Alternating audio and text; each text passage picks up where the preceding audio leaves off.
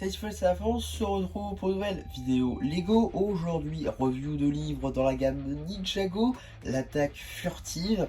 Donc, deuxième livre, on va dire, dans les petites histoires de la gamme Ninjago. Ici, basé sur la saison 15, Seabird, ou en français, l'appel de l'océan.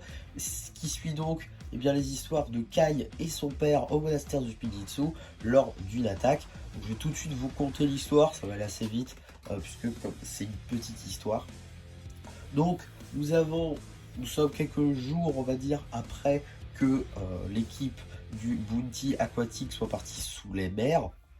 Et Kai et Rei jouent aux jeux vidéo continuellement, en fait. Ils jouent à Premier Empire continuellement, tous les jours, toutes les heures, même la nuit. Enfin bref, ils ne font que ça. Sauf que Maître Wu aimerait bien pouvoir, s'entraîner avec les maîtres du feu pour justement pouvoir voir s'il n'y a pas, voilà, faire des études en gros sur les maîtres du feu passé et futur, pour faire un petit peu comme avec l'eau, ce qui est fait donc avec Nia et Maya évidemment.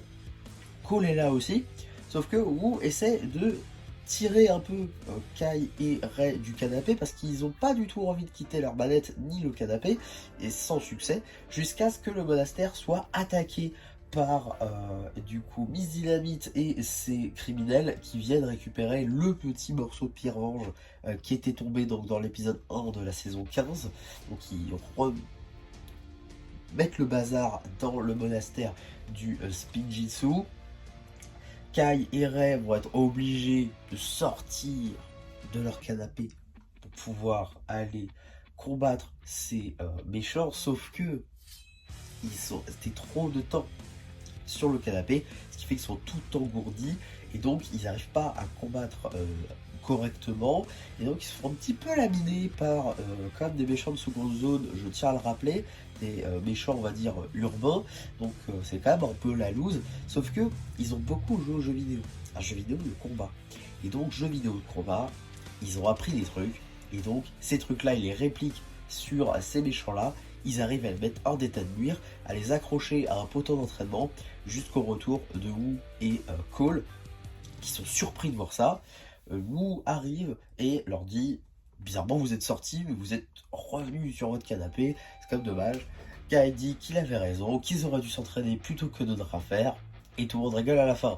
Voilà, c'est une histoire on va dire très courte qui, comme je l'ai dit pour la légende de Jay, c'est une histoire qui se suffit à elle-même. C'est une histoire du soir, 10 minutes de lecture, voilà.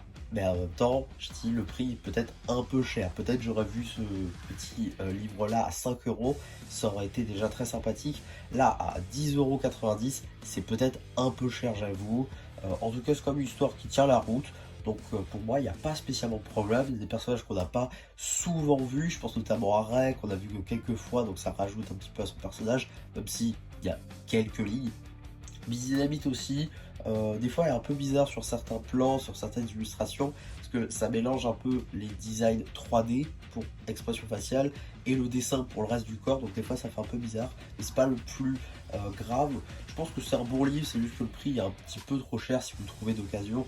Franchement français, voilà, ça occupera, et aussi peut-être le public ne sera pas pour tout le monde, comme je l'ai dit, une histoire du soir pour un enfant fan de la série, ça pourrait être très sympa. En tout cas, voilà ce que j'avais à dire sur ce petit livre Ninjago, j'espère en tout cas que ça vous aura plu. Surtout n'hésitez pas à me le dire en commentaire, n'hésitez pas non plus à liker la vidéo, à vous abonner. Et voilà, bah du coup, salut, qui vous dit bye bye.